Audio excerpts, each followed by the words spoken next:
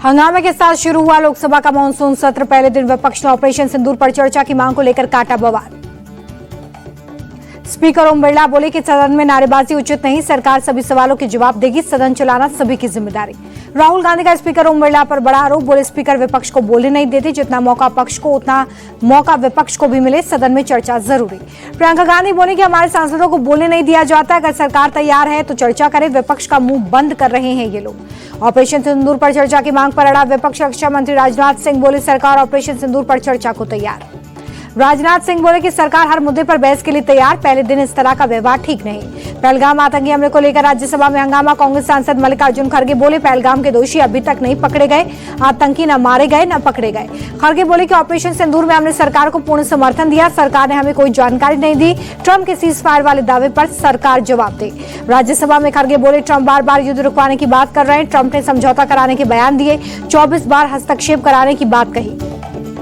खड़गे के सवालों पर जेपी नड्डा का पलटवार। बोले ऑपरेशन सिंदूर पर चर्चा को सरकार तैयार, हर सवाल का जवाब देंगे।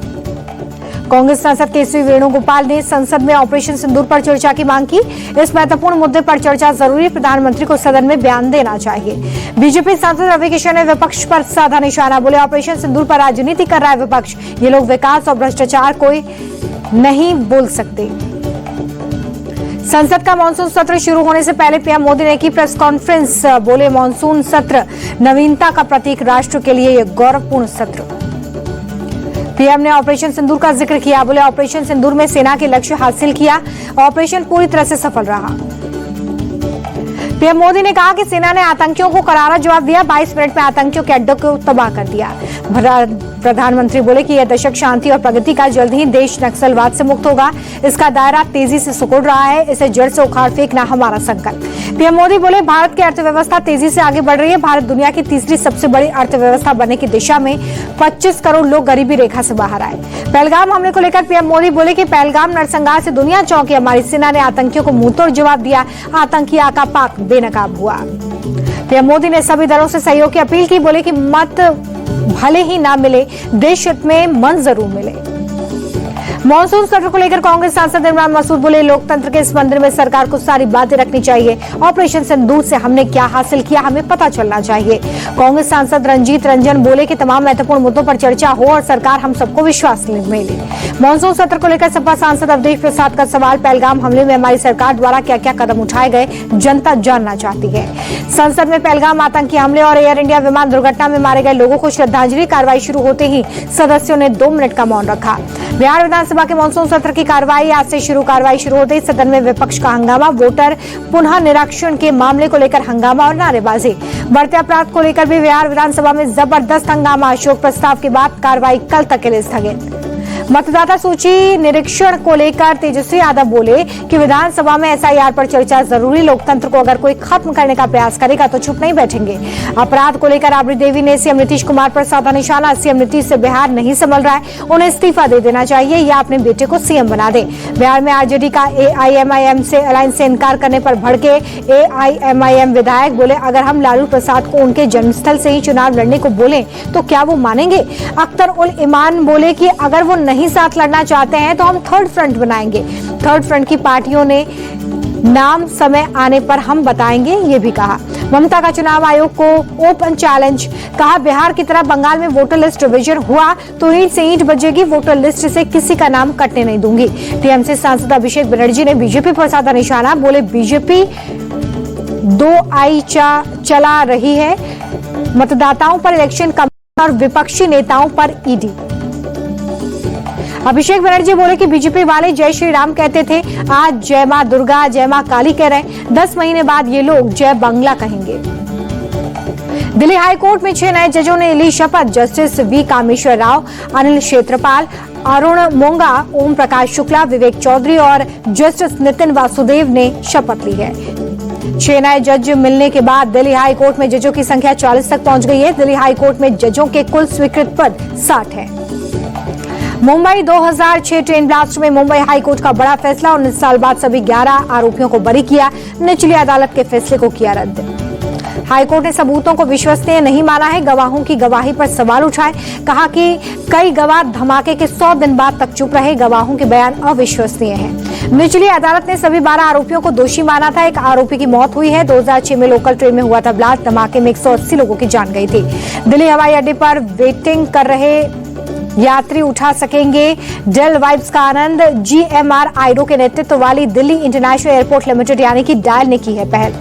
डेल वाइब्स में कथक और भरतनाट्यम जैसे शास्त्रीय नृत्यों की प्रस्तुति लाइव की जाएगी। शहनाई, संतूर, सितार, सारंगी जैसे वाद्य यंत्रों की मधुर संगीत का भी उठा सकेंगे आनंद। गाजियाबाद में कांवड़ यात्रा निकली। प्रशासन ने हेलीकॉप्टर के जरिए कांवड़ियों पर पुष्प वर्षा की। दुकानों पर नेम प्लेट लगाने की मांग वाली याचिका पर सुनवाई हुई। सुप्रीम कोर्ट ने केंद्र और राज्य सरकार को नोटिस भेजा। 4 हफ्ते में जवाब मांगा। आगरा धन परिवर्तन मामले में पुलिस ने दिल्ली से एक मुख्य आरोपी को पकड़ा है। अब तक कुल 11 लोग गिरफ्तार। लखनऊ में सीएम योगी ने जनता दरबार लगाया, लोगों की सुनी फरियाद। देहरादून में मुख्यमंत्री पुष्कर सिंह धामी ने की समीक्षा बैठक। शहरी विकास और ग्रामीण विकास विभाग की समीक्षा बैठक। तमिलनाडु सीएम MK स्टालिन की तबियत बिगड़ी। चेन्नई के अपोलो अस्पताल में भर्ती। सुबह मॉर्निंग वॉक के वक्त कमजोरी और चक्कर आए थे। NSUI के ओडिशा अध्यक्ष उदित प्रधान को पार्टी ने किया सस्पेंड। दुष्कर्म के मामले में गिरफ्तारी के बाद सस्पेंड। 115 प्लॉट का मालिक निकला असम का क्योंझर का DFO नित्यानंद नायक। विजिलेंस ने DFO के 7 ठिकानों पर एक साथ छापा मारा।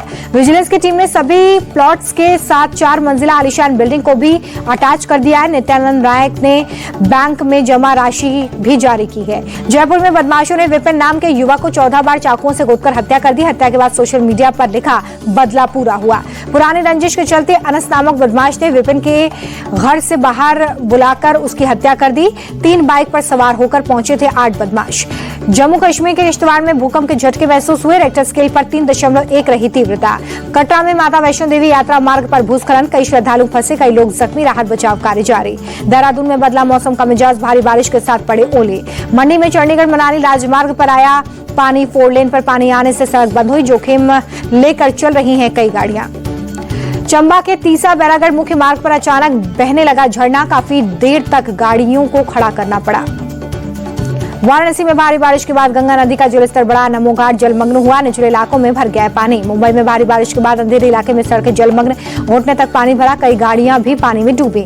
मुंबई के सबसे पॉश इलाके संत कबीर रोड पर भी पानी भरा। लोगों को काफी परेशानी का सामना करना पड़ रहा है। मुंबई के बारिश के बाद यातायात बुरी तरह से प्रभावित है। वेस्टर्न एक्सप्रेस वे पर लगा भीषण जाम, गाड़ियों की लंबी कतार। तेज बारिश से मुंबई के अंधेरे इलाके में सबवे में पानी भर गया है। फिलहाल रेल सेवा पर कोई असर नहीं। चंडीगढ़ में कई जगहों पर तेज बारिश, तापमान में आई गिरावट। सड़कों पर गाड़ियों की रफ्तार हुई धीमी। शिमला शहर के कई हिस्सों में तेज बारिश से मौसम हुआ सुहाना। सावन का दूसरा सोमवार आज अयोध्या के हनुमानगढ़ी मंदिर में उमड़ी भक्तों की भीड़। पूजा अर्चना कर लिया गया आशीर्वाद। सावन के दूसरे सोमवार पर काशी विश्वनाथ मंदिर में उमड़ा जन सैलाब। मंदिर के मुख्य कार्यकारी अधिकारी ने भक्तों पर की पुष्प वर्षा।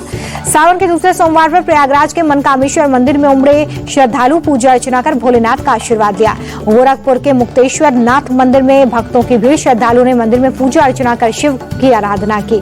उज्जैन में सावन के दूसरे सोमवार पर भक्तों का तांता। बाबा महाकाल मंदिर में की गई भस्म आरती। हर हर महादेव के जयकारों से गूंज उठा मंदिर। हरिद्वार के दक्ष मंदिर में लगा शिव भक्तों का तांता। शिवलिंग पर जल चढ़ाकर भोलेनाथ की पूजा अर्चना। सावन के दूसरे सोमवार पर जयपुर के झारखंड महादेव मंदिर में भक्तों ने की पूजा अर्चना। मंदिर में गूंजे हर हर महादेव के जयकारे। ग्वालियर के कोटेश्वर महादेव मंदिर में श्रद्धालुओं का तांता। सावन के दूसरे सोमवार के मौके पर भक्तों ने मंदिर में की पूजा अर्चना। गुवाहाटी में बड़ी संख्या में सुकेश्वर महादेव मंदिर पहुंचे भक्त। जलाभिषेक कर बाबा भोलेनाथ का आशीर्वाद लिया। सावन के दूसरे सोमवार पर भक्तिमय माहौल में डूबा तमिलनाडु का रामेश्वरम। श्रद्धालुओं ने अग्नि तीर्थम में लगाई डुबकी। पवित्र माह सावन के दूसरे सोमवार पर देवघर में बाबा वैद्यनाथ मंदिर में उमड़ा भक्तों का सैलाब। दर्शन कर भोलेनाथ का आशीर्वाद लिया। NIRL का IPO लाने की तैयारी में जुटी सरकारी कंपनी NLC इंडिया 2027 तक आएगा 4000 करोड़ का इश्यू। सैमसंग के फोल्डेबल फोन्स ने बिक्री का नया रिकॉर्ड बनाया है। भारत में अब तक 5 करोड़ से ज्यादा फोन्स बेचे गए हैं। भारतीय बाजार में आज लॉन्च होगी electric MPV MG M9 car की एक्स शोरूम कीमत 70 से 75 लाख होने का अनुमान है। भारत के UPI की दुनिया भर में धमक। हर महीने 1800 करोड़ से ज्यादा की हो रही है पेमेंट्स। अब बच्चों के लिए ऐप बनाएगी एलन मस्क की कंपनी। पेरेंटल गाइडेंस के साथ बेबी ग्रोक ऐप ऐप की जल्द लॉन्चिंग की जाएगी। टीम इंडिया ने फुटबॉल क्लब मैनचेस्टर यूनाइटेड के खिलाड़ियों से की मुलाकात। फुटबॉल कोच रूबेन और भारतीय क्रिकेट टीम के मुख्य कोच गौतम गंभीर भी रहे मौजूद। मैनचेस्टर यूनाइटेड और भारतीय क्रिकेट टीम के प्लेयर्स ने फुटबॉल और क्रिकेट खेलकर मस्ती की। शुभमन गिल और ऋषभ पंत गोल मारते नजर आए। मैनचेस्टर यूनाइटेड और टीम इंडिया के खिलाड़ियों ने आपस में जर्सी बदली। भारतीय क्रिकेटर्स मैनचेस्टर यूनाइटेड और मैनचेस्टर यूनाइटेड के फुटबॉलर्स भारत की टेस्ट जर्सी पहनते नजर आए। ऋषभ पंत ने मैनचेस्टर यूनाइटेड के ब्रूनो फर्नांडिस को अपना साइन किया हुआ बल्ला गिफ्ट किया है।